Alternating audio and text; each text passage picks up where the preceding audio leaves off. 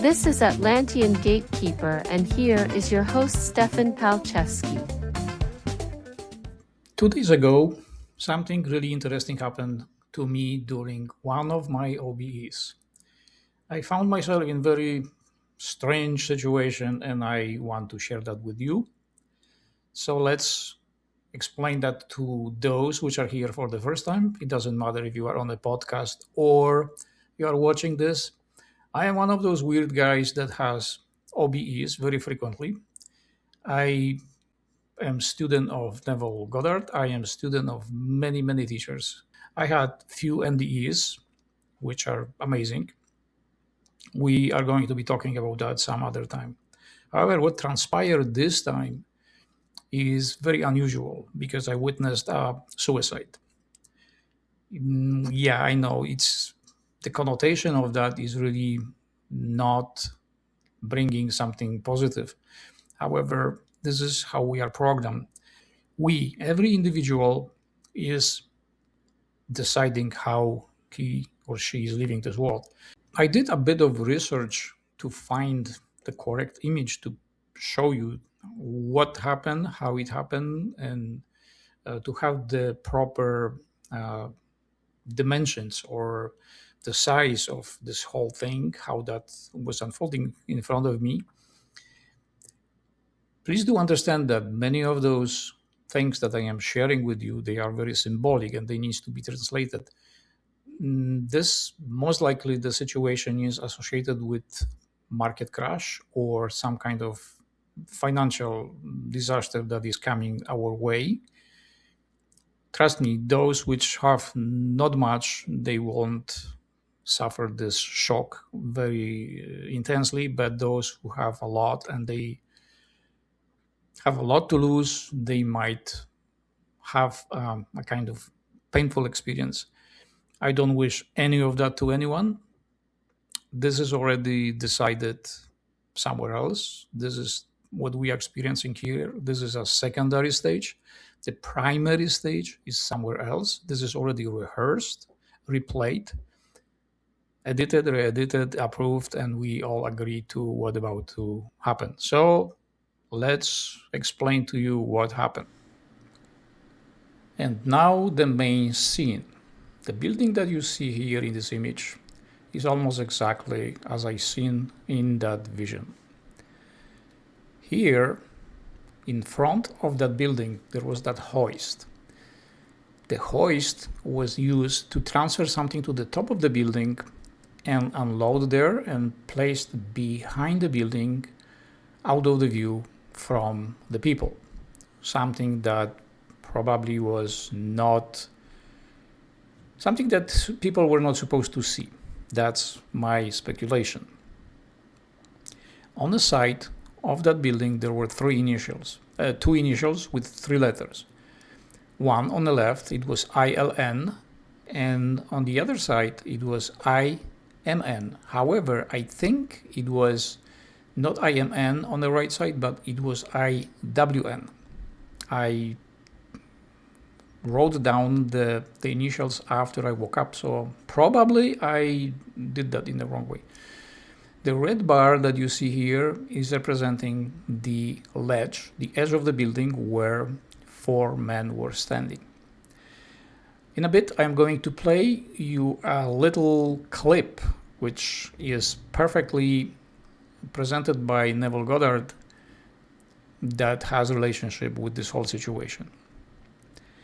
In this vision, those gentlemen show up briefly on the edge of that building, look straight ahead without any emotions on their faces, and then one of them said, "Gentlemen, it's time to do what we have to do," and they all jump at the same time to their death. Their bodies landed flat on the concrete below and splashed into million pieces. It wasn't a pretty picture, yet it's not affecting me because I've seen much worse. So let's rewind. Let's go back to the beginning and explain this whole meaning behind it. A erected building represents a structure some kind of institution or many institutions. The building appeared to me as if it was not just apartment building, but they were also offices in there, something that was at the same time industrial, which the hoist was used to hoist some parts to the top of the building. Then those parts were being transferred to the back of the building and hidden from the view. But parts of that building appeared to me, I sense that intuitively, that it has to do something with industrial sector. Now, I am not going to explain those initials on the side of the building. You can do that yourself. I don't want to feed more to is necessary to spread some conspiracy or start some kind of fear-mongering. Yet, I know and I understand. I was urged to share that with you. I was given green light, even though I was resisting. I was saying, no, I shouldn't say that. This is too graphic. This is too painful. These people don't need to know that there is already so much bullshit going on in this world. Why should I do that? The answer was, this is something major. This is a crash coming to the world that is going to be happening very soon. And from what I understand, within the few months, it's possibly that is going to happen before the Easter. The other symbolic part in this is we look at death as something terrible, horrible, painful. However, death always represents rebirth, something new coming to life. The crash, the massive splash, represents major crash, but every crash represents beginning of a new system. Everything, whatever crash brings with it, is something new. Is it going to be for the better? I cannot say because I don't know. Yet, from what I understand, the real estate market, the industrial business, the investment world, the banking system is going to be shaken by this crash. The four gentlemen standing on the roof are representing four corners of the world. This means that whatever is about to happen will affect everyone, not just one country, one system. This is going to be echoed everywhere. In what capacity? The only thing I know, the more people are worried, the more they are attached to that. And the more people are attached to that, the more they are going to be affected.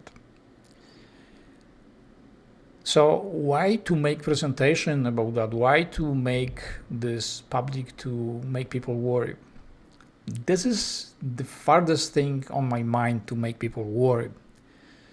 This is only to let you know ahead of time what might transpire, because some people need that information and some people don't need that information. I cannot go and give you a list of those which should not watch this and those who should watch this. I want this to be more of an anecdotal evidence than factual evidence. And I hope I am incorrect, but just for the sake, I presented that to you. So the four mighty ones in man may be likened to the producer, the author, the director, and the actor, the four most important members in the production of a play. And this is a play. The whole vast world is a play. This is a stage. But this actual movement and the actual drama is not taking place out there. It has been conceived, dramatized, rehearsed, and completely enacted elsewhere. When you see it here, it is as much a screen as when you see a picture on the screen later on today. You cannot appeal to the actors to change. They cannot even hear you. Any change in the script must take place where it first originated. This short clip is a part of a presentation that was made possible by Wisdom Untold. The link is in the description. I think, in my opinion, is one of the best channels that has material from Neville Goddard presented this way. They are broken into single episodes or larger episodes. Some of them are books. You can, I think, in my opinion, this is the best resource if it comes to Neville Goddard. In my presentations, you will see many times I am using material from this channel, and I want to say thank you to Wisdom Untold that he put so much effort and work to make that possible, make that available. There are other channels, but I prefer this one. This is the end of today's presentation. I wish you all grateful, fantastic day, and see you in my next episode, which is going to be titled "You Are Never Wrong."